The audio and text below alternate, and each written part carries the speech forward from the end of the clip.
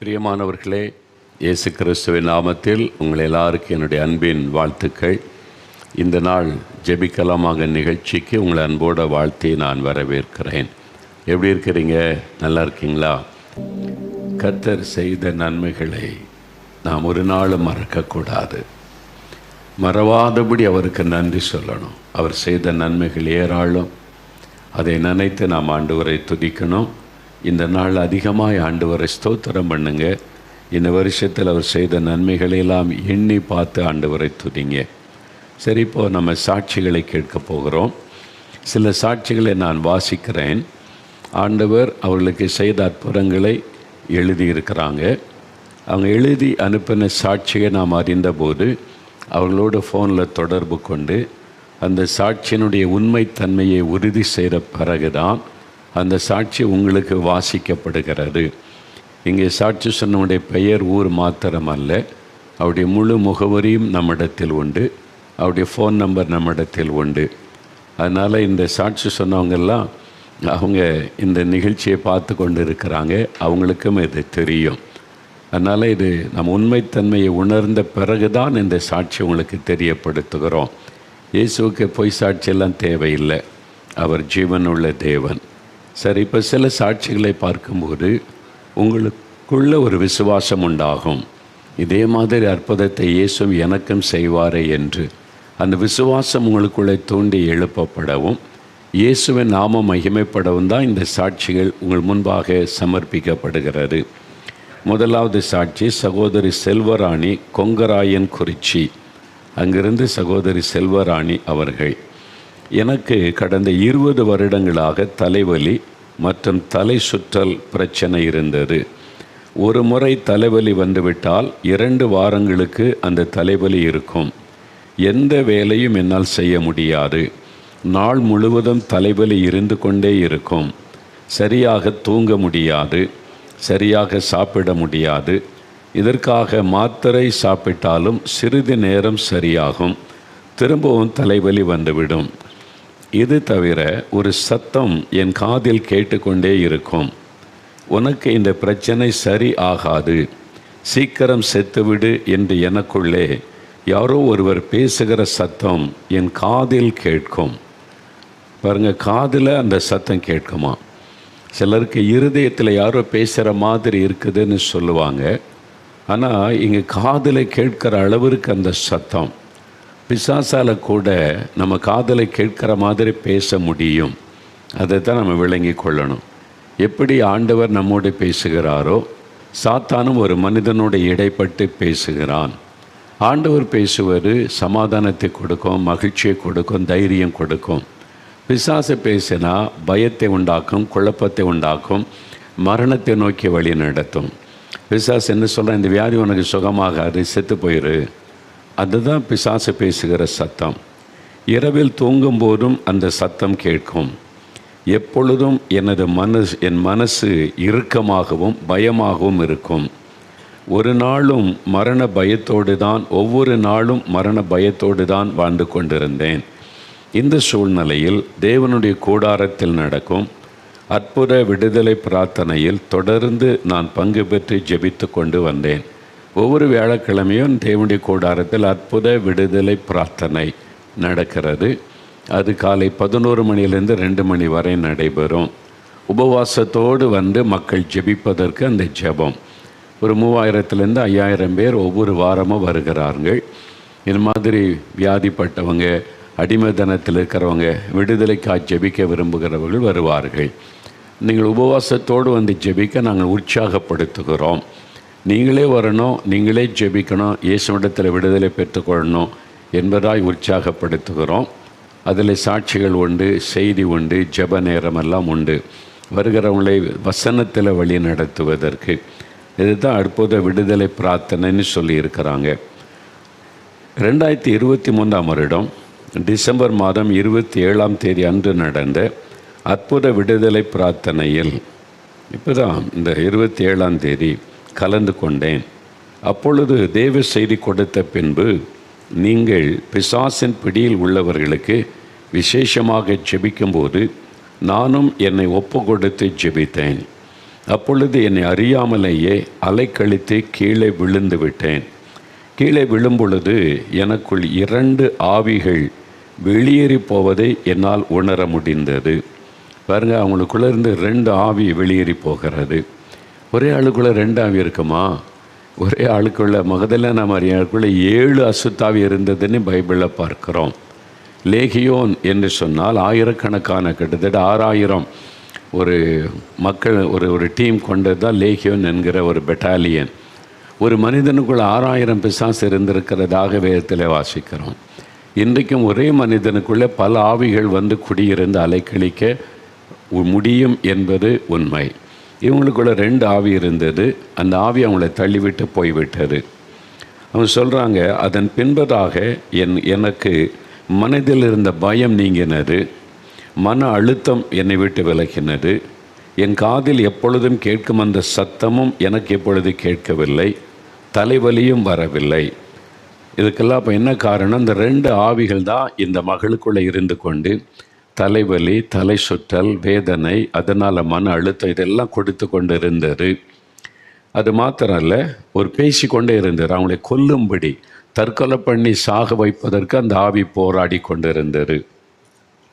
நல்லா அறிந்து கொள்ளுங்க, தற்கொலை பண்ணி செத்துறன்னு கடவுள் பேசவே மாட்டார்.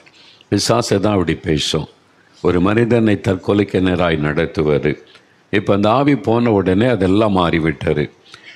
இப்பொழுது எல்லா வேலைகளும் நன்றாக செய்கிறேன். 20 வருட பிரச்சனையிலிருந்து இயேசு கிறிஸ்து எனக்கு பூரண விடுதலை கொடுத்துள்ளார். 20 வருஷம் இந்த பிரச்சனை பாருங்கள். இயேசு என்கிற இரட்சகரை அறியும் வரைக்கும் தான் இந்த பிரச்சனை. அவர்கிட்ட வந்த உடனே விடுதலை. இவங்க இதுக்கு பணம் செலவு பண்ணாங்களா, காசு கொடுத்தாங்களா, பரிகாரம் செய்யணும், இருக்க தோஷம் இருக்குது, அது செய்யணும் இது செய்யணும், ஏதாவது செய்தாங்களா? ஒன்றுமே இல்லை. இயேசு தான் பரிகாரி. அவர் காசெல்லாம் கேட்க மாட்டார். இலவசமாய் விடுதலை கொடுக்கிற ஒரே ஒரு ஆண்டவர் இயேசு கிறிஸ்து தான். அவர் பாருங்கள், இலவசமாய் விடுதலை கொடுத்துட்டாரு. 20 வருஷமாக இருந்த பிரச்சனை இப்போ யார் கூடயும் ஆண்டவர் பேசுகிறார். உங்கள் கூட அசுத்தாவி பேசுது, உங்களை வாதிக்கிறது. நீங்கள் என்னென்னோ செலவு பண்ணி சுகமாகலை. இன்றைக்கி இயேசுவை கூப்பிடுங்க. இதுக்கு நீங்கள் 4 மோடி தான் வரணும்னு அவசியம் கிடையாது. இப்போ எங்கே இருக்கீங்களோ அங்கேருந்து இயேசு அவர் தான் விடுதலை தருகிறவர். இயேசுவேன்னு கூப்பிட்டா உங்கள் வீட்டில் இருந்து கொண்டே நீங்கள் விடுதலை பெற்றுக்கொள்ள முடியும். சரி, அடுத்து சகோதரி லட்சுமி, ஆந்திர மாநிலத்திலிருந்து சகோதரி லட்சுமி அவங்க ஒரு சாட்சி எழுதியிருக்கிறாங்க பாருங்கள். நன்றாக இருந்த எனக்கு இந்த டிசம்பர் மாத தொடக்கத்தில் 4ஆம் தேதி திடீரென்ற இருதய பகுதியில் வலி வந்தது. திருப்பதியில் உள்ள ஒரு மருத்துவமனையில் என்னை சிகிச்சைக்காக அனுமதித்திருந்தார்கள். அங்கே திருப்பதியில் இருக்காங்க, ஆந்திர மாநிலம் திருப்பதி. பரிசோதனைக்காக இரத்தம் மாதிரி எடுப்பதற்கு சிரஞ்சில் ரத்தம் எடுக்கும்போது சிரஞ்சில் ரத்தம் ஏறவில்லை. ரத்தம் எடுப்பாங்கள, டெஸ்ட் பண்ண ரத்தம் உறைந்து விட்டது. ரத்தம் உடம்பில் உறைந்து விட்டது. அப்போ சிரஞ்சில் வராதில்ல. உடனடியாக வேறு மருத்துவமனைக்கு அழைத்து கொண்டு போங்கள் என்று சொல்லிவிட்டார்கள். ஏன்னா அது டேஞ்சர், அவ்வளோதான், காப்பாற்ற முடியாது ரத்தம் உறைந்து விட்டால். எனக்குள் ஒரு மரண பயம் வந்துவிட்டது. அவசர சிகிச்சைக்காக என்னை இன்னொரு மருத்துவமனைக்கு எடுத்து செல்லும்போது நான் இயேசு விடுவிக்கிறார் 24 மணி நேர ஜெப மையத்திற்கு தொடர்பு கொண்டு என் சூழ்நிலையை சொல்லி எனக்காக ஜெபிக்க சொல்லி கேட்டேன். என்னால் பேசவே முடியவில்லை. மிகவும் மெதுவான குரலில் தான் நான் பேசினேன். அதையும் புரிந்து கொண்டு எனக்காக ஒரு சகோதரர் ஃபோனில் பாரப்பட்டு ஜெபம் செய்தார். அவர் ஜெபிக்கும் போதே ஒரு தேவ பிரசன்னம் என்னை சூழ்ந்ததை நான் உணர்ந்தேன். காரில் பிரயாணப்பட்டு கொண்டிருக்கும் போதே ஒரு ஜெப உதவி. ஏன்னா எப்போ எந்த நேரம் என்ன ஆபத்து வரும் நமக்கு தெரியாது. அதனால தான் எனி டைம் நீங்கள் கூப்பிட்டா ஜெபிக்கிற மக்கள் அவைலபிளாக இருக்கணும்னு சொல்லி 24 மணி நேர ஜெப மையத்தை நாம் ஏற்படுத்தி இருக்கிறோம். அங்கே சகோதரர்கள் சகோதரிகள் ஆயத்தமாக இருப்பாங்க. இந்த ஊழியத்துக்குன்னு ஒப்பு கொடுத்தவர்கள். நீங்கள் விடியற்காலம் 2 மணி கூப்பிட்டா கூட அவங்க உங்களுக்கு ஆட்சேபிப்பாங்க. ஏன்னா எந்த நேரம் என்ன ஆபத்து எப்போ வரும்னு நமக்கு தெரியாதுல்ல. இந்த சகோதரி பாருங்கள், ஒரு மரண போராட்டம் காரில் கொண்டு போகிற நேரத்தில் ஜெபிச்சிருக்கிறாங்க. அந்த சமயத்தில் அடுத்த மருத்துவமனைக்கு நுழையும் முன்பாகவே எனக்குள் இருந்த மரண பயம் விலகினார். ஏன்னா மரண பயம் அவங்கள விட்டு விலகிட்டு. இவங்களும் மருத்துவத்துறையில் இருக்கிறவங்களாம், அதான் சொல்லியிருக்கிறாங்க. அதனால் அவங்களுக்கு தெரியும், ரத்தம் உறைஞ்சிட்டேன்னா இனி பிழைக்க முடியாது என்பது. மரண பயம். ஜெபம் முதலாவது செய்கிற காரியம், ஆண்டவர் செய்கிற முதலாவது காரியம் பயத்தை விலக்குகிறார். ஜெபத்திற்கு பிறகு எனக்கு இருந்த பலவீனம் நீங்கி நான் நார்மல் ஆனதை உணர்ந்தேன். அந்த மருத்துவமனையிலும் எனக்கு பரிசோதனை செய்தார்கள். எல்லாம் நார்மல், ஒன்றும் பிரச்சனை இல்லை என்று சொன்னார்கள். என் குடும்பத்தினருக்கு ஆச்சரியம். மருத்துவமனையில் இது இயற்கைக்கு அப்பாற்பட்ட ஒரு பெரிய மருத்துவத்துறையில் இது இயற்கைக்கு அப்பாற்பட்ட பெரிய அற்புதம். நானும் 23 ஆண்டுகள் மருத்துவத்துறையில் இருக்கிறேன். அவங்களுக்கு மருத்துவத்துறையில் பணி செய்கிறவங்க, அதனால் ரத்தம் உறைஞ்சிட்டா என்ன நடக்கும்னு தெரியும். அதனால தான் குடும்பமே பதறிட்டாங்க. அந்த ஆண்டவர் அற்புதம் செய்துட்டார். ரத்தம் உறைந்தால் என்ன ஆபத்து வரும் என்று எனக்கு தெரியும். எந்த ஒரு மாத்திரையாலோ மருந்தாலோ உறைந்த இரத்தத்தை சரி செய்ய முடியாது. இயேசுதான் இந்த அற்புதத்தை எனக்குள் செய்திருக்கிறார். மற்றொரு மருத்துவ ஆலோசனை பெற்றுக்கொள்ள வேண்டும் என்ற எண்ணத்தில் என்னை சென்னைக்கு அழைத்து சென்றார்கள். சென்னையில் உள்ள மருத்துவமனையிலும் என்னை சோதித்து பார்த்த மருத்துவர்கள் எல்லாம் நார்மல் என்று தான் சொன்னார்கள். இப்பொழுது நான் நன்றாக இருக்கிறேன், எந்த பிரச்சனையும் இல்லை. உங்களுடைய ஜெப மையத்தில் எனக்காக ஜெபித்த அந்த நொடியிலேயே எனக்குள் ஒரு அற்புத சுகத்தை கொடுத்து உறைந்திருந்த என் இரத்தத்தை மீண்டும் நார்மலாக்க செய்தது இயேசு மாத்திரமே. இயேசு என்ற நாமத்தில் நான் பெற்றுக்கொண்ட சுகத்திற்காக நன்றி செலுத்துகிறேன். லட்சுமி என்கிற சகோதரி ஆந்திராவிலேருந்து எழுதியிருக்கிறாங்க. அவங்க ஃபோட்டோ கூட இருக்குது பார்த்தீங்களா. அவங்க மருத்துவத்துறையில் பணி செய்கிறவங்க. ஆண்டவர் இயற்கைக்கு மேற்பட்ட அற்புதம் செய்கிறவர். மருத்துவம் சில சமயம் முடியாது என்று சொல்லும், அவங்களால முடிஞ்சது தானே செய்வாங்க, அப்புறம் கடவுள் தான் அப்படின்னு சொல்லிடுவாங்க. அது மாதிரி முடியாத சூழ்நிலையில் ஜெபித்த போது அற்புதம் செய்தார். நீங்கள் எனி டைம் நீங்கள் ஜெபிக்கிறதுக்கு தொடர்பு கொள்ளலாம். இப்போ கூட 50க்கு மேற்பட்ட தெய்வ பிள்ளைகள் ஃபோனில் ஜெபித்து கொண்டு இருக்கிறாங்க. நீங்கள் கால் பண்ணால் உடனே உங்களுக்காக ஜெபம் செய்வாங்க. மூன்றாவது ஒரு சாட்சி பாருங்கள். சகோதரி ஏஞ்சலின் கர்நாடகா மாநிலத்திலிருந்து எனக்கு கடந்த 2 வருடங்களாக கடுமையான மூட்டு வலி. என்னால் கொஞ்ச தூரம் கூட நடக்க முடியாது, படி ஏறி இறங்க முடியாது, உட்கார்ந்து எழுவதற்கு கூட கஷ்டப்படுவேன். எப்பொழுதும் தைலங்கள் தடவி கொண்டு தான் இருப்பேன். என்ன தைலங்கள் தடவினாலும் வலி குறைந்தது கிடையாது. இரவு நேரத்தில் ஒரு பெயின் கில்லர் போட்டு கொண்டு தான் படுப்பேன். காலையில் எழுந்ததுமே மறுபடி மூட்டு வலி வந்துவிடும். கடந்த மாதம் நடைபெற்ற அற்புத பெருவிழா நிகழ்ச்சியில் விசேஷமாக நீங்கள் மூட்டு வலிக்காக ஜெபம் செய்தீர்கள். நீங்கள் ஜெபித்த நேரத்தில் நான் என் மூட்டு மீது கை வைத்து விசுவாசத்தோடு ஜெபம் செய்தேன். மறுநாள் காலையில் எப்பொழுதும் வரும் மூட்டு வலி வரவில்லை. எனக்கே ஆச்சரியமாக இருந்தது. முட்டி போட்டு ஜெபிக்கவே முடியாமல் இருந்த நான் இப்பொழுது 1 மணி நேரம் நேர் முழங்காலில் நின்று ஜெபம் செய்கிறேன். அதிக தூரம் நடக்கிறேன், படி ஏறி இறங்குகிறேன். காலில் எந்த வலியும் இல்லாமல் நன்றாக இருக்கிறேன். என் 2 வருட மூட்டு வலியை முற்றிலுமாய் சுகப்படுத்தின இயேசுவுக்கு நன்றி. அடுத்தது சகோதரி ஷாலினி ஈரோட்டிலிருந்து. என் கணவருடைய அக்கா மகளுக்கு இந்த மாதம் 3ஆம் தேதி குழந்தை பிறந்தது. குழந்தை பிறந்த சிறிது நேரத்தில் மருத்துவர் எங்களை அழைத்து, குழந்தையின் நுரையீரல் சுருங்கி இருக்கிறது, அதனால் குழந்தை மூச்சை விட மிகவும் சிரமப்படுகிறது, இருதய துடிப்பும் அதிகமாக இருக்கிறது, உடனே வேறு மருத்துவமனைக்கு மாற்றி சிகிச்சை அளிக்க வேண்டும் என்று சொல்லி வேறு மருத்துவமனைக்கு மாற்றப்பட்டு சிகிச்சை அளித்தும் எந்த முன்னேற்றமும் ஏற்படவில்லை. இப்படிப்பட்ட சூழ்நிலையில் 4 மாவடியில் உள்ள 24 மணி நேர ஜெப மையத்திற்கு தொலைபேசி மூலம் தொடர்பு கொண்டு ஜெபிக்க கேட்டோம். ஊழியரும் மிகுந்த பாரத்தோடு குழந்தைக்காக ஜெபம் செய்தார். தொடர்ந்து நாங்களும் குடும்பமாக இணைந்து விசுவாசத்தோடு ஜெபித்து கொண்டே இருந்தோம். ஜெபத்தை கேட்ட ஆண்டவர் குழந்தைக்கு நல்ல சுகத்தை கொடுத்து சீக்கிரத்தில் வீட்டிற்கு வர உதவி செய்தார். இப்பொழுது குழந்தை நல்ல சுகத்தோடு இருக்கிறது. ஜெபத்தை கேட்டு குழந்தைக்கு பூரண சுகம் தந்த இயேசுவுக்கே நன்றி செலுத்துகிறோம். குழந்தைக்கு ஒரு ஆபத்தான நிலைமை பாருங்கள். நுரையீரல் சுருங்கிட்டுன்றாங்க, ஹார்ட் பீட்டு வித்தியாசப்படுகிறது. இப்போ குழந்தைக்கு உயிருக்கு ஆபத்துன்ற நிலைமை. இந்த மாதிரி சூழ்நிலையில் நாம் ஜெபித்தாலும் சில சமயம் பதஷ்டத்தில் நம்ம கருத்தாக ஜெபிக்க முடியாது. அதுதான் மற்றவங்களுடைய ஜெப உதவி அந்த நேரத்தில் தேவை. நானே இதை உணர்ந்திருக்கிற சில சமயம் சில நெருக்கமான சூழ்நிலை வரும்போது நம்மால் தனித்து ஜெபித்து போராடி முடியாத சூழ்நிலையில் யாராவது நம்ம கூட சேர்ந்து ஜெபிப்பாங்களா என்று நான் தேடி இருக்கிறேன். அப்படி ஜெபிக்கும்போது அங்கே அற்புதம் நடக்கும். அப்போ அந்த மாதிரி சூழ்நிலையில் இந்த நெருக்கத்தில் உதவி செய்வதற்கு தான் இந்த ஜெப மையம். இதை நீங்கள் பயன்படுத்தி கொண்டு ஜெபிங்க. இயேசு உங்களுக்கு அற்புதம் செய்வார். சகோதரி ஜோதி கேரளாவிலிருந்து அவங்க எழுதியிருக்கிறாங்க, நான் கடந்த 25 வருடங்களாக தைராய்டு பிரச்சனையினால் பாதிக்கப்பட்டிருந்தேன். என்னுடைய கழுத்தின் முன்பகுதி வீங்கி இருக்கும். கழுத்தின் பின்பக்கத்தில் எப்பொழுதும் எனக்கு வலி இருந்து கொண்டே இருக்கும். தைராய்டுக்கு நான் தொடர்ந்து மாத்திரை சாப்பிட்டு வந்தும் கூட வலியோடும் வேதனையோடும் தான் இருந்து வந்தேன். தைராய்டுக்கு நான் மாத்திரை போடுவதினால் எனக்கு தலைமுடி அதிகமாக உதிரும். எப்பொழுதும் சோர்வாகத்தான் இருப்பேன். என்னுடைய இயலாமையினால் எனக்கு கோபம் அதிகமாக வரும்.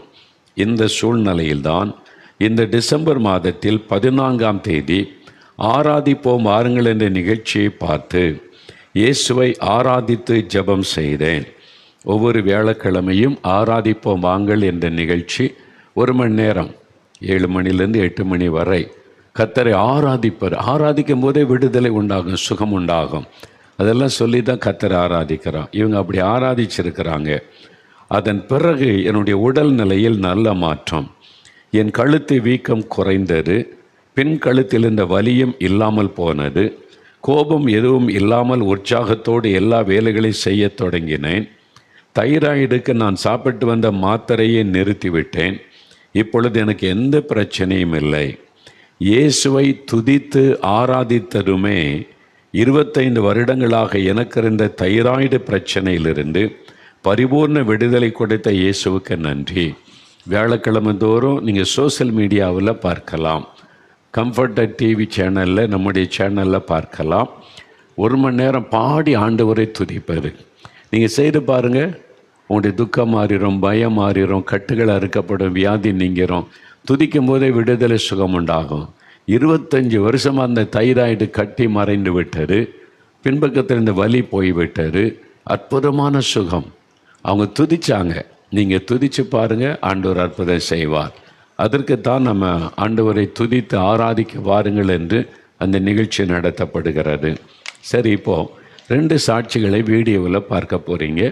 அதன் பிறகு நாம் அற்புதத்துக்காக ஜெபிக்க போகிறோம். ஒன்று சகோதரர் ராஜ்குமார், சிறுவல்லிபுத்தூரை சார்ந்த சகோதரர். அவருக்கு இயேசு ஒரு அற்புதம் செய்திருக்கிறார். என்ன அற்புதம்னு பாருங்கள். அதன் பிறகு 2வது சாட்சியை பார்க்கலாம். பாருங்கள், 5 வருடமாக சரிந்து தான் நடக்க முடியும். எலும்பில் உண்டான பாதிப்பு. ஏன்னா வைத்தியரை சொல்லிட்டாங்க, இன்னும் அவ்வளோதான், இதுவே உங்களுக்கு பெரிய விஷயந்தான்ற மாதிரி. எவ்வளோ கஷ்டம் இல்லை, லைஃபே பெரிய கேள்விக்குறி. அதனால தான் மக்கள் வேதனை ஒரு பக்கம், பரிகாசம் என்ற மக்கள் ஒரு பக்கம், மற்றவருடைய குறைகள், அந்த உணர்வுகளை புரிந்து கொள்ளாத மக்கள் தான் இன்றைக்கி நம்ம சுற்றிலும் இருக்கிறாங்கல்ல. அப்படி இப்போ எல்லாரும் இல்லை, ஒரு சிலர் அதில் சந்தோஷம், மற்றவங்களை பரிகாசம் பண்ணி பார்க்குறதில்ல. அதை கேட்டு தான் அவருடைய மனம் உடைந்து தற்கொலை பண்ணி கூட செத்துடலான்னு ஒரு எண்ணம். ஆனால் இயேசு எவ்வளோ அற்புதமான ஆண்டவர் பாருங்கள். அவங்க மனைவி கை வைத்து ஜெபிக்கிறாங்க, இயேசு அற்புதம் செய்கிறார். நீங்கள் உங்கள் கணவருக்கு, உங்கள் மனைவிக்கு, உங்கள் பிள்ளைகளுக்கு, பெற்றோருக்கு, உங்கள் வீட்டில் உள்ளவங்களே கை வைத்து இயேசுவின் நாமத்தில் அப்படின்னு ஜெபிங்க. இயேசுவின் நாமத்தில் சுகமுண்டாகட்டும், இயேசுவே தொட்டு குணமாக, அந்த இயேசுன்ற பெயரை சொல்லி கையை எதுக்கு வைக்கிறோம்? உங்களுடைய விசுவாசத்தை வெளிப்படுத்துவதற்கு. என் நாமத்தினால் நீங்கள் வியாதிஸ்தன் மீது கைகளை வைப்பீர்கள், அப்பொழுது சுகம் அடைவார்கள் அப்படின்னு ஆண்டு சொல்கிறார். யாருக்கு? விசுவாசிக்கிறவர்கள். ஊழியக்காரங்க தான் இல்லை, அப்படி இல்லை. பைபிளில் இயேசு சொல்லும்போது விசுவாசிக்கிறவளால் நடக்கும் அடையாள். நீங்கள் இயேசுவை விசுவாசித்து கை வைத்து ஜெபிச்சு அற்புதம் நடந்துடும். இதுக்கு ஆயிரக்கணக்கான சாட்சி உங்களை முன்னால் ஆண்டவர் நிறுத்தி விட்டார். அவங்கெல்லாம் முழு நேர ஊழியர்கள் அல்ல, என்னை போல் ஊழியர்கள் அல்ல, பாஸ்டர் அல்ல, அல்லது மிஷினரி அல்ல. அவங்க குழந்தை சின்ன பிள்ளைகள் ஜெபிக்கிறாங்க, அற்புதம் நடக்கிறாரு. அதான் இயேசு. இன்றைக்கு நீங்கள் ஜெபிங்க, உங்கள் வீட்டில் அற்புதம் நடக்கும். அது விசுவாசத்தோடு ஜெபிக்கணும். இன்னொரு சாட்சியை பார்த்துட்டு நம்ம ஜெபிக்கலாம். சகோதரர் ராஜன், பெரம்பலூர், இந்த சாட்சியை நீங்கள் கவனிங்க. ரொம்ப முக்கியமான காரியம். முக்கியமாக வாலிபர்கள் நல்லா கவனிங்க, இந்த சாட்சியை நல்லா கவனிங்க. வாலிப பெண் பிள்ளைகள் நல்லா கவனிங்க. 2 காரியத்தில் இந்த மகனுக்கு அற்புதம் நடந்திருக்கிறது. அது என்னதுன்னு அவங்களே சொல்லுவாங்க. அதன் பிறகு நம்ம ஜெபிக்க போகிறோம். ஜெபிக்க ஆயத்தமாக இருங்க. 5 நிமிடம் ஜெபிக்க போகிறோம். உங்கள் வீட்டில் யாராவது வியாதியோடு இருந்தால் டிவிக்கு முன்னால் உட்கார வச்சு நீங்கள் கை வைத்து ஜெபிக்கணும். இயேசு அற்புதம் செய்வார். இந்த சாட்சியை கேளுங்க. எவ்வளோ பெரிய அற்புதம் இல்லை? ஒரு வாலிப தம்பி, இயேசுவை பற்றி தெரியாது, விருப்பம் இல்லை, இயேசுவையே ஏற்றுக்கொள்ளணும், அறிந்து கொள்ளணும் கூட விருப்பம் இல்லை. ஆனால் ஒரு பாதிப்பு வருது, பிசாசினால் உண்டாகிற போராட்டம். அதில் செல்ஃபோனில் பார்க்குறாங்க, சோசியல் மீடியாவில் ஏதாவது இருக்கான்னு பார்த்தா பயத்தில் இருந்து விடுதலை. மோகன்லால் யாருன்னே தெரியாது. அந்த தம்பி வெளிப்படையாக சொல்லியிருக்காங்க பாருங்கள், அவர் யாருன்னே எனக்கு தெரியாது. இந்த தலைப்பை பார்த்து தான் எனக்கு அந்த பிரச்சனை இருக்கிற பார்க்கலான்னு பார்த்து, இயேசு எவ்வளோ அற்புதமான ஒரு ஆண்டவர், ஒரு ஆத்மா மீது எவ்வளவு அக்கறை உள்ள ஒரு ஆண்டவர், இந்த ஆத்மாவுக்கு இது தேவைன்னு அறிந்து அந்த செய்தியை ஆண்டவர் காண்பிக்க வைத்து அந்த தம்பிக்கு ஒரு பெரிய விடுதலை ஆண்டவர் கொடுத்து, செல்ஃபோனில் இந்த விடுதலை பாருங்கள். 12 மணி நேரம் செல்ஃபோன்லேயே சோசியல் மீடியாவில் வாலிப தம்பி, வாலிப மகள், உங்களோட இது ஆண்டவர் பேசிகிட்டு இருக்கிறார்ல, நீங்கள் அது உங்களை அடிமையாக்கி விட்டார். அது இல்லாமல் முடியாதுன்ற ஒரு சூழ்நிலையில் இருக்கிறீங்களா?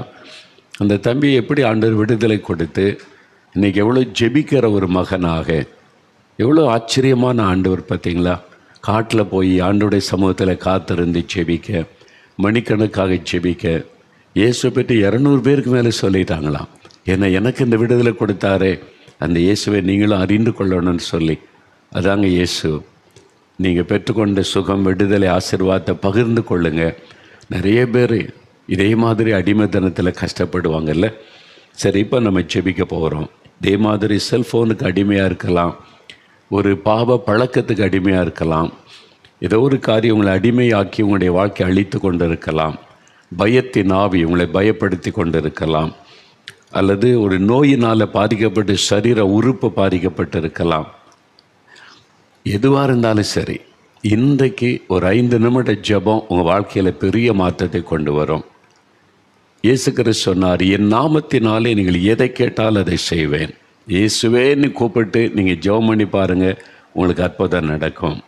தனியாக இருந்தால் தனியாக ஜெபிங்க. வீட்டில் மற்றவங்க இருந்தால் யார் பாதிக்கப்பட்டிருக்காங்களோ அவங்க தலையில் கை வைத்து நீங்கள் ஜெபம் பண்ணுங்கள். உங்கள் கணவருக்காய், உங்கள் மனைவிக்காக, உங்கள் பெற்றோருக்காக, பிள்ளைகளுக்காக, அல்லது பக்கத்தில் யார் இருக்கிறீங்களோ ஜெபிக்கலாம். உங்களுக்கு ஒரு விடுதலை வேணும், இந்த பயத்தில் இந்த விடுதலை வேணும், பாவத்தில் இந்த விடுதலை வேணும்னா இருதயத்தில் கை வைத்து கொள்ளுங்கள். வியாதியிலேருந்து சுகம் வேணும்னா எங்கே பாதிப்பு இருக்குதோ அங்கே கை வைங்க. கண்ணில் பாதிப்பு இருக்குன்னா கண்ணில் கை வைங்க. காதில் பாதிப்பு இருக்குன்னா காதில் கை வைத்து கொள்ளுங்கள். இருதயத்தில் பாதிப்பு இருக்குன்னா இருதயத்தில் கை வைத்து கொள்ளுங்கள். எங்கே உங்களுக்கு வலி, வேதனை, கட்டிகள், பிரச்சனை, கை வைத்து கொள்ளுங்கள். 5 நிமிடம் தான் ஜெபம். முடிந்தால் முழங்கால் படியிட்டு கொள்ளுங்கள். முழங்கால் படியிடுவது ஆண்டவருக்கு முன்னாலே நம்மை தாழ்த்துவதற்கு சமம். அது முடியலை, எனக்கு அப்படிலாம் பழக்கம் இல்லைங்கன்னா உட்காந்து ஜெபிக்கலாம், தவறல்ல. ஆண்டவர் அந்த ஜெபத்தை கேட்பார். இருதயத்தில் தாழ்த்துங்க போதும். ஆனால் கண்களை மூடி ஜெபிக்கணும். நீங்கள் கண்ணை திறந்துக்கிட்டே இருந்தால் அப்படியே பார்த்துக்கிட்டே இருந்தால் எண்ணம் ஒருமனப்படாது. அப்போ விசுவாசம் அங்கே செயல்படாது. விசுவாசம்தான் இந்த ஜெபத்துக்கு ரொம்ப முக்கியம். நீங்கள் கண்களை மூடி இயேசுவை உங்களுடைய மனதில் நினைத்து ஜெபிக்கும் போது தான் ஒரு மனம் உண்டாகும். அப்போ தான் அந்த விசுவாசம் கிரியையில் வெளிப்படும். அந்த விசுவாசத்தோடு ஜெபிக்கும் போது தான் அற்புதம் நடக்கும். இப்போ ஜெபிக்கலாமா? வியாதி உள்ள மேலே கை வைத்து கொள்ளுங்கள், அல்லது உங்கள் மேலே கை வைத்து கொள்ளுங்கள். இப்போ ஜெபிக்கலாம். கண்களை மூடி ஜெபிக்க ஆரம்பிங்க. இயேசுவே உமக்கு ஸ்தோத்திரம், நீர் இவ்வளவு அற்புதங்களை செய்திருக்கிறீரே, உமக்கு ஸ்தோத்திரம். இப்போ எங்கள் வீட்டில் என் பக்கத்தில் இருக்கிறீங்க, அதற்காக ஸ்தோத்திரம்.